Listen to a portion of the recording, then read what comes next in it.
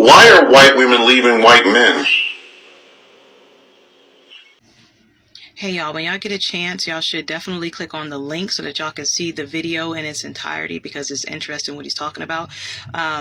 So in the video though, the white guy comes on there and he was basically like bashing black women, saying that when black men get successful, they leave black women and they go to white women, or whatever. So the black guy came on there basically saying, well, what is it about white men that's making the white women leave the black men? Like, what is it about you guys that's making them jump ship, right?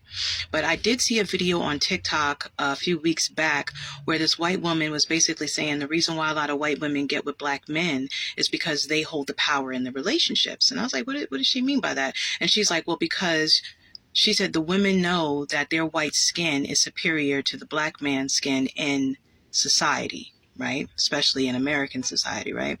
So they feel like they'll have a leg up in the relationship. They'll hold the power and they'll hold the control over the black man, because in the relationship with the white man, they didn't have any control, right? The white man dominated, the white man controlled, and, you know, and in some respects, they said treated them like complete shit, right? I'm not saying that all white men do that, but I'm just saying that's what the white women were saying. And so they said they felt like if they were to go get a black man, they would hold the power and the control, and they would feel empowered, right? Because they would feel like they were superior to the black man. So I was like, well, damn, it's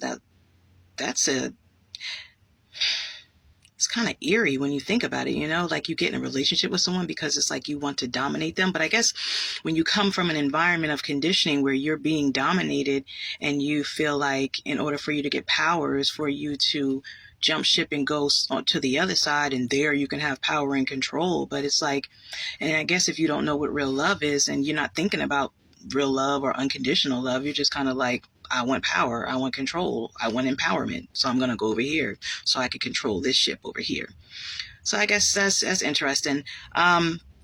I also did a YouTube video on my channel, Everybody's Got a Story, because it was a video going around where they were like, oh, white women are jealous of black women, white women are jealous of black women. And so I did a video flipping the script, and I'm like, yeah, but what is the deeper root to that? Why are some white women jealous of black women? So I took it like back in the day to like the 17 and 1800s during slavery times, when white men were married to white women, but they would leave their white women and go down to the slave quarters to bed their black slaves.